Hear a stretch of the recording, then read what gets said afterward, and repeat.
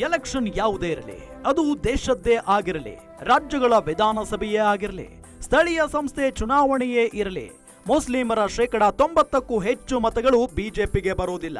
ಇದು ಹಲವು ಚುನಾವಣೆಗಳಲ್ಲಿ ಸಾಬೀತಾಗಿರುವ ಸತ್ಯ.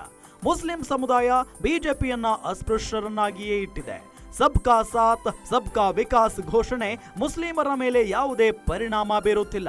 ಹಾಗಂತ ಯಾವ ಮುಸ್ಲಿಮರು ಬಿಜೆಪಿಗೆ ಮತ ನೀಡುವುದಿಲ್ಲವಾ ಅಂದ್ರೆ ಹಾಗೇನಿಲ್ಲ. ಈ ಕುರಿತು ಪ್ರಯತ್ನಗಳು ನಿರಂತರವಾಗಿ ನಡೆಯುತ್ತಲೇ ಇವೆ. ನಾವು ಮುಸ್ಲಿಮರ ವಿರೋಧಿಗಳಲ್ಲ ಎನ್ನುವ ಬಿಜೆಪಿ ಮುಸ್ಲಿಮರ ಜೊತೆ ಗುರುತಿಸಿಕೊಳ್ಳುವ ಪ್ರಯತ್ನವನ್ನ ನಿರಂತರವಾಗಿ ಮಾಡುತ್ತಲೇ ಇದೆ.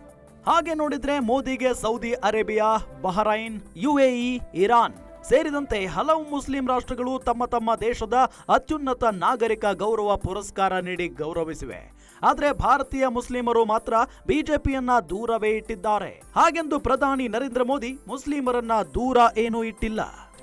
ಇದೀಗ ಮೋದಿ ದೆಹಲಿಯಲ್ಲಿ ನಡೆದ 25ನೇ ಜಹಾನ್-ಇ-ಕುಸಾರಾ ಸಮ್ಮೇಳನದಲ್ಲಿ ಸೂಫಿ ಮುಸ್ಲಿಮರನ್ನ ಹಾಡಿ ಹೊಗಳಿದ್ದಾರೆ. ಸೂಫಿ ಪಂಥದ ಅಮೀರ್ ಖುಸ್ರು ಅವರನ್ನ ನೆನೆಯುತ್ತಾ ಮೋದಿ ಸೂಫಿ ಸಂತರು ಭಾರತೀಯ ಸಂಸ್ಕೃತಿಗೆ ಕೊಟ್ಟಿರುವ ಕೊಡುಗೆ ಅಪಾರ ಅಂತ ಹೇಳಿದ್ದಾರೆ. भारत में सूफी परंपरा ने अपनी एक अलग पहचान बनाई.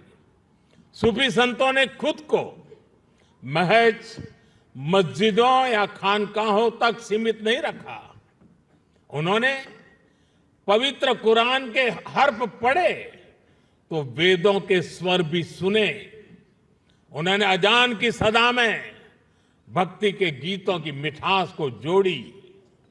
और इसलिए उपनिषद, जिसे संस्कृत में एकम सत विप्राह बहुधा वदंती कहते थे, हजरत निजामुद्दीन औलिया ने वही बात हर कौम रास्त राहे दिने व किबला गाहे जैसे सूफी गीत गाकर कही.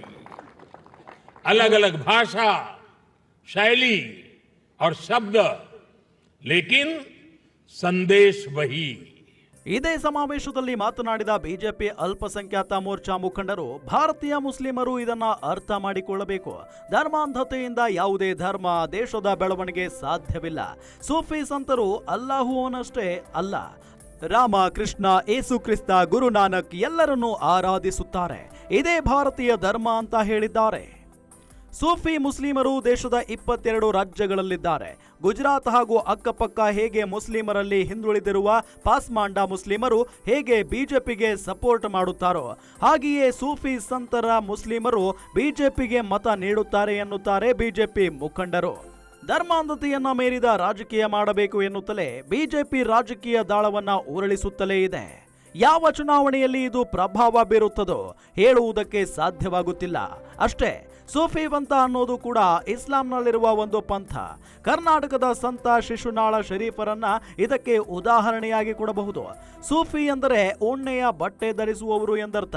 ಆರಂಭದ ದಿನಗಳಲ್ಲಿ ಈ ಪಂಥದವರು ಉಣ್ಣೆಯ ನುಣುಪಾದ ಬಟ್ಟೆಗಳನ್ನ ಧರಿಸುತ್ತಿದ್ದ ಕಾರಣಕ್ಕೆ ಇವರ ಪಂಥಕ್ಕೆ ಸೂಫಿ ಪಂಥ ಎಂದೇ ಹೆಸರಿಸಲಾಯಿತು. ಭಾರತದ 22 ರಾಜ್ಯಗಳಲ್ಲಿ ಸೂಫಿ ಪಂಥ ಸಕ್ರಿಯವಾಗಿದೆ.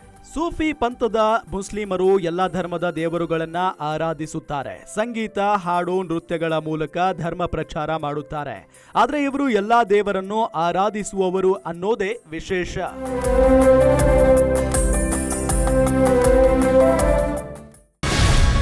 ಗ್ಯಾರಂಟಿ ನ್ಯೂಸ್, ಸುದ್ದಿ ಖಚಿತ, ನ್ಯಾಯ ನಿಶ್ಚಿತ.